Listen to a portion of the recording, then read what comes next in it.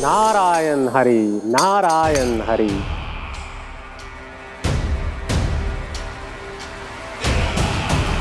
प्रणाम देवर्षि। किस योजना में कितना लाभ है और कितनी हानि, यह आंकलन करते करते थक गए होंगे मथुरा नरेश। देवर्षि, आज मेरा ध्यान कैसे आ गया आपको? आप तो सदैव ही मेरे ध्यान में रहते हैं महाराज कंस। सत्य तो यह है कि मथुरा में जो भी हो रहा है मुझसे छिपा हुआ नहीं है। मैं जानता हूं कि आप किसी भी असुर को वृंदावन क्यों ना भेजें, और वो असुर कितना भी शक्तिशाली क्यों ना हो, कृष्ण का सामना नहीं कर पाता। या तो पराजय स्वीकार करके आपके पास लौट आता है, या तो फिर वीर गति को प्राप्त हो जाता है।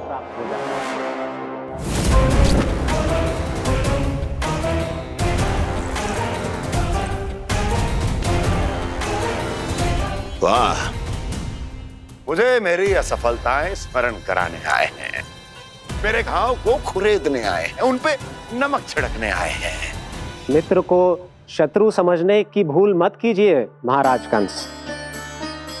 मैं तो आपकी सहायता करने आया हूं। हाँ, और मेरी सहायता। कृष्ण विष्णु अवतार है, आप विष्णु के भक्त हैं। मैं हूं विष्णु द्रोही, फिर भी तो आपके आराध्य को हानि पहुंचाना चाहता है, उसकी सहायता करना चाहते हैं आप। क्या आप निश्चित रूप से कह सकते हैं कि आप ब्रह्मांड के सभी नियमों को अच्छी तरह समझते हैं? अवश्य। आपके लिए बस इतना ही जानना पर्याप्त होगा कि मैं जो कुछ भी कर रहा हूं उसके लिए मेरे व्यक्तिगत कारण हैं। मैं तो बस आपके हित में पिछली बार की तरह एक सुझाव लेके आया था, पर यदि आप मेरा सुझाव सुनना भी नहीं चाहते तो आपकी इच्छा। नारायण हरि, नारायण हरि। कारण चाहे जो हो, इनके पिछले सुझाव के कारण ही आज मेरे शत्रुओं की संख्या कम है। अन्यथा मैं देवकी के अन्य पुत्रों को भी जीवित छोड़ देता, और आज वो सब अपने भाई के साथ मिलकर उसकी शक्ति को अनेक गुणा बढ़ा देते। ठहरिए देवर्षि,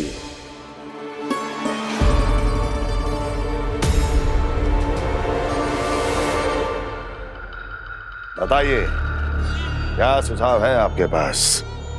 मेरे सुझाव का नाम है कालिया नाग।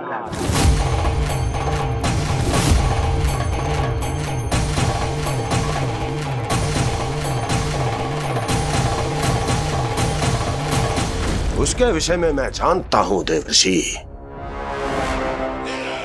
तो समस्या ये है कि मैं स्वयं उससे मिलने नहीं जा सकता, उससे भेंट नहीं कर सकता। उस कृष्ण की हत्या के लिए उसको वृंदावन जाने के लिए तैयार नहीं कर सकता। तो मत जाइए उसके सामने, और ना उसे भेजिए कृष्ण के सामने। हर बार आप किसी न किसी असुर को अपने शत्रु के क्षेत्र में भेजते हैं, जहां शत्रु उसका सामना करने के लिए पूरी तरह से तैयार होता है और आपका असुर मारा जाता है। इस बार शत्रु को युद्ध स्थल चुनने का अवसर मत दीजिए महाराज। इस बार योजना का जाल ऐसे बुनिए कि कृष्ण स्वयं उसके पास जाने के लिए विवश हो जाए। कालिया नाग स्वयं काल है, मृत्यु का दूसरा नाम है। उसके विष का उपयोग अपने लाभ के लिए कीजिए महाराज। वैसे कालिया के विष की अधिकता का अनुमान तो होगा ही आपको।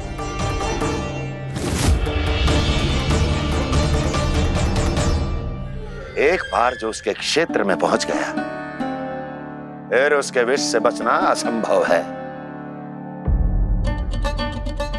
उचित सुझाव है देवर्षि, उचित सुझाव है। देवर्षि, उस छलिया विष्णु की भक्ति करते करते आप भी उसके रंग ढंग सीख गए हैं। उचित है, उचित है।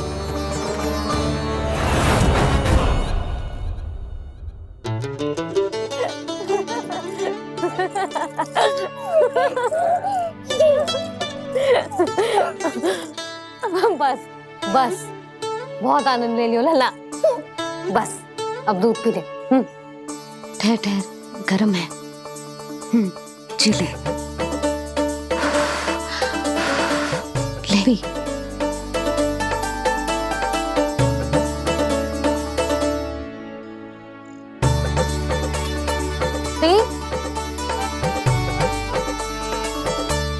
मैं ना होती तो ना जाने क्या होता तेरा। अपने आप दूध भी ना पी सकते है, भावला कहीं का। आपकी इस प्रेम के लिए तो मैं धरती पे आया हूँ मैया। मैं भी यही सोच रहा हूँ यशोदा कि तुम ना होती तो मेरा क्या होता। इसी बात पे थोड़ा दूध और कजू खाने को दे दो। अरे मैं तो भूल ही गई।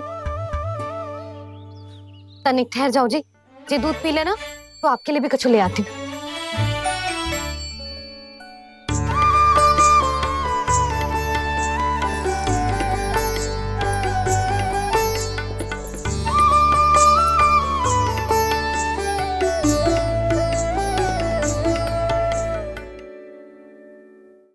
प्रणाम महाराज।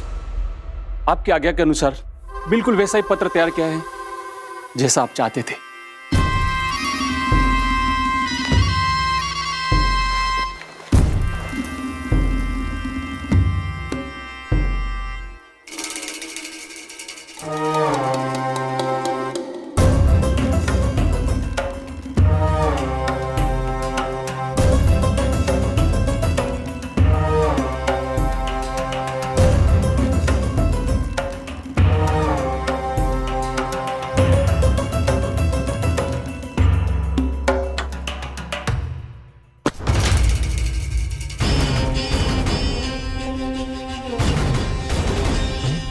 कृष्ण जन्म से लेकर आज तक ये मेरी सबसे महत्वपूर्ण योजना है। इसका सफल होना निश्चित है दूत, किंतु केवल वही करना जैसा मैंने कहा है। जाओ।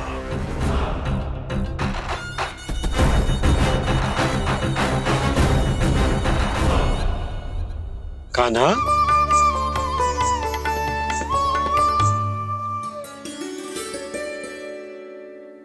क्या होगा? बाबा मैं चाहता हूँ कि मैया की ममता क्रिस्टल फ्रेम की वर्षा मुझ पे सरतेव ऐसे होते रहे। वो तो होती रहेगी लल्ला। अपने लल्ला के लिए किसी मैया का प्रेम कभी कम हो सकता है भला? नंदराज, वो मथुरा से एक दूत आयो है महाराज कंस का राजपत्र लेके।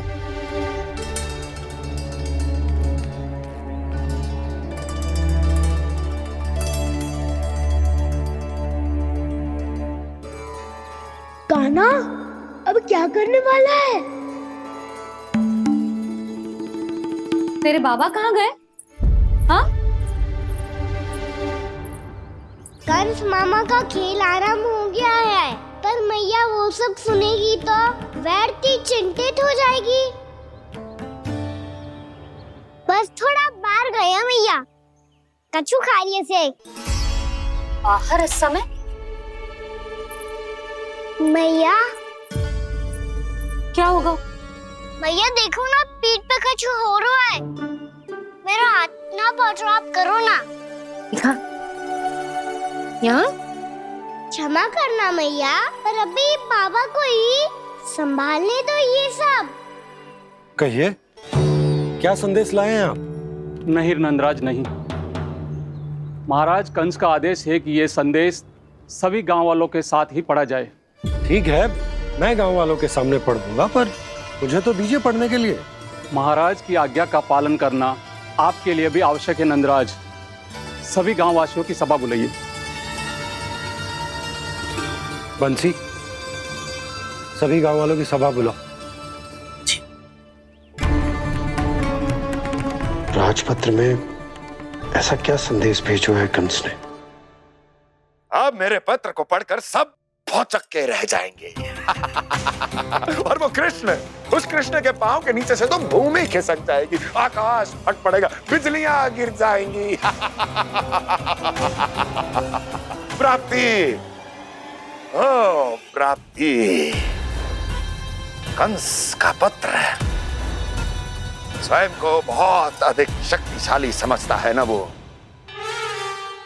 अब देखता हूं कैसे वो इस महासंकट का सामना करता है। वो कृष्ण, वो अपनी मृत्यु स्वयं चुनेगा या मृत्यु की वेदी पर चढ़ा देगा प्रिय वृंदावन वासियों को।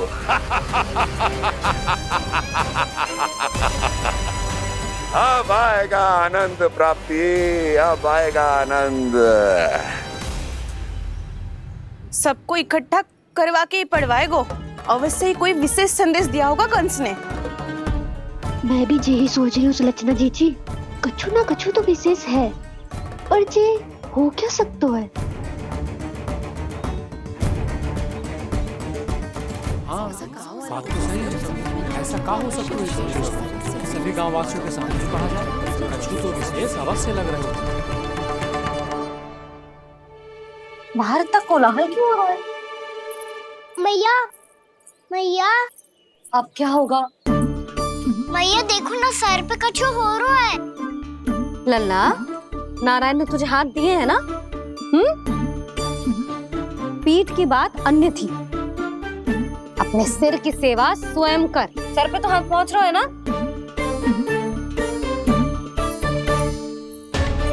मैया सुनो ना, मैया देखो ना, तीव्र कर कछु हो रहा है। मैया देखो ना, तीव्र कछु हो रहा है।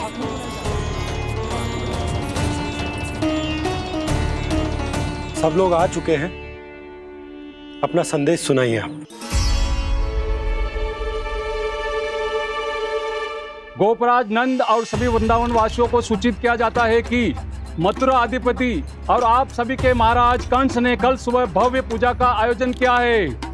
इसके लिए राज्य को वृंदावन के क्षेत्र के निकट यमुना नदी के मध्य में खिलने वाले 1 कोटि कमल के पुष्पों की आवश्यकता है। इसीलिए आप सभी को यह आदेश दिया जाता है कि ये सभी कमल के पुष्प प्रथम पहर से पहले राजसभा में पहुंचा दिए जाए। इतने सारे वो भी प्रथम पहल से पहले कैसे हो सकते हैं? यदि आप ऐसा करने में असफल रहे तो इसे राज आज्ञा का उल्लंघन माना जाएगा और राजद्रोह के आरोप में आप सभी को कड़े से कड़ा दंड दिया जाएगा। स्मरण रहे, यदि कल की पूजा में इन 1 कोटि कमल के पुष्पों का ना पहुंचने के कारण कोई व्यवधान आया तो समस्त वृंदावन वासियों को दोषी माना जाएगा और पूरे गांव को निवासियों सहित धूल में मिला दिया जाएगा। कल प्रथम पहर तक का ही समय है आप सबके पास।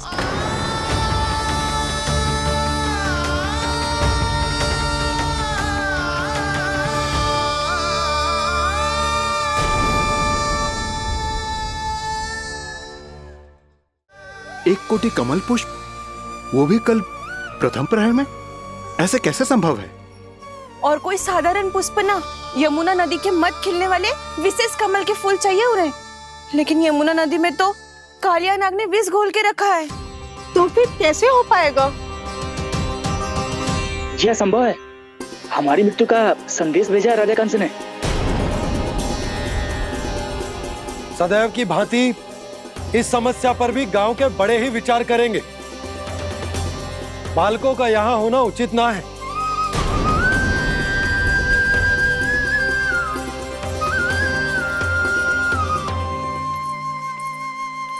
लल्ला, ले गेंद ले, जा अपने सखाओं के साथ खेल।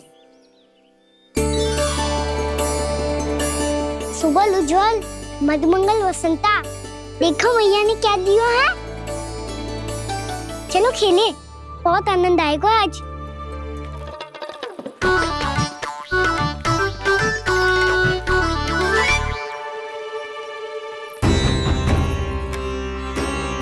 भानु, बंसी, जाओ और शीघ्र ही वो घेरे का कार्य समाप्त करो।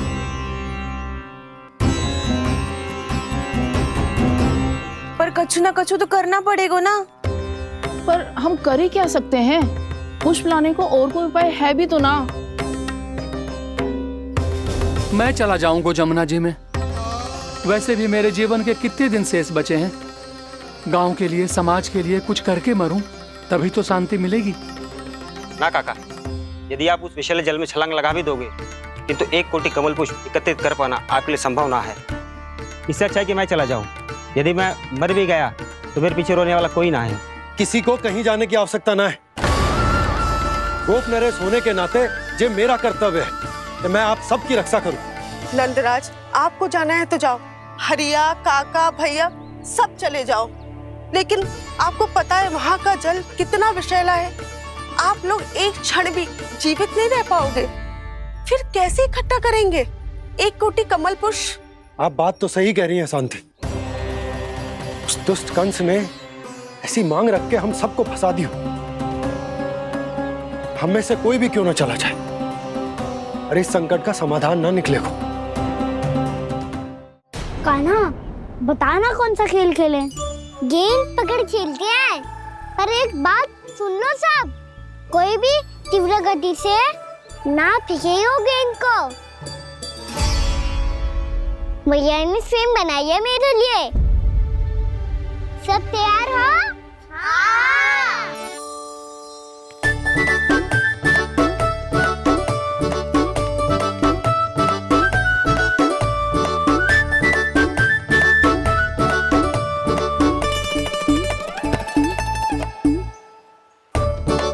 मुझे दो, मुझे दो।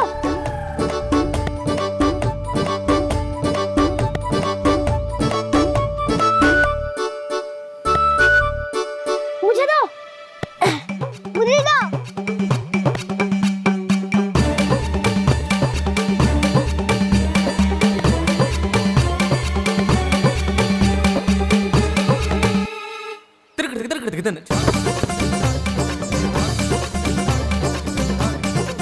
कान्हा, इतनी धीरे से फेंकेगो तो कैसे आनंद आएगो?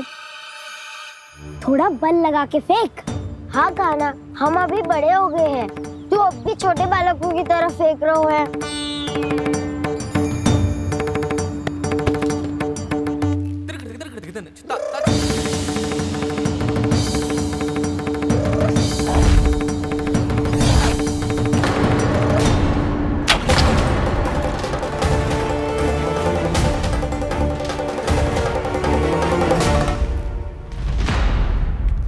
दीदी जी क्या करो कान्हा? गेंद तो डूब गई।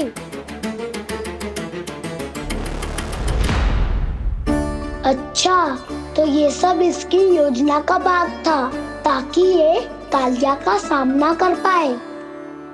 तुम सबने तो कही थी तीव्र गति से फेंको। देखो फिकवा दी ना मेरी गेम। मुझसे नदी में। अब मुझे जाके लानी पड़ेगी। रुक जा कान्हा, रुक जा कान्हा। जी क्या बोल रहे थे कान्हा? इसमें तो बहुत संकट है। कोई भी संकट मेरी मैया का उपहार खोने से बड़ा ना है। बहुत प्रेम से बना के उन्होंने दी थी। हे नारायण, कोई उपाय समझ में ना आ रहा है। भैया, हम कैसे करेंगे हम अपने गांव की रक्षा?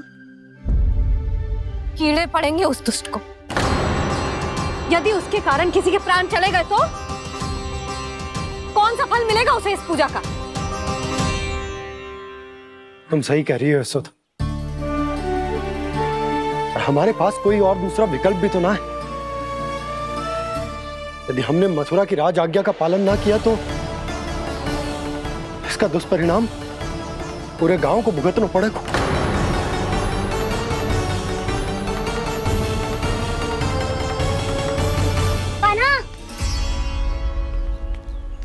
हमें पता है कि तू भगवान है, दिव्य है, बहुत शक्ति है तुझमें।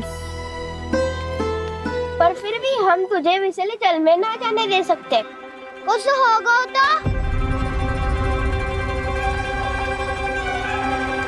तुम सब इतनी हट कर रहे हो तो ठीक है, ना जाऊंगा।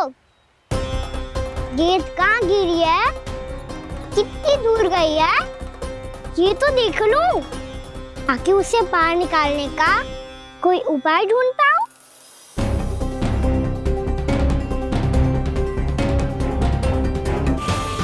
हाँ।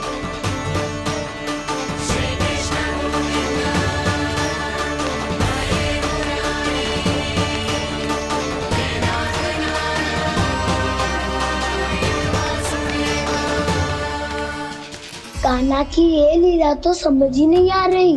पहले इसने देवश्री नारद को मथुरा जाकर कंस को भड़काने के लिए कहा, फिर स्वयं ही दुखी भी हो गया कि अब इसका रहस्य सबके सामने खुल जाएगा।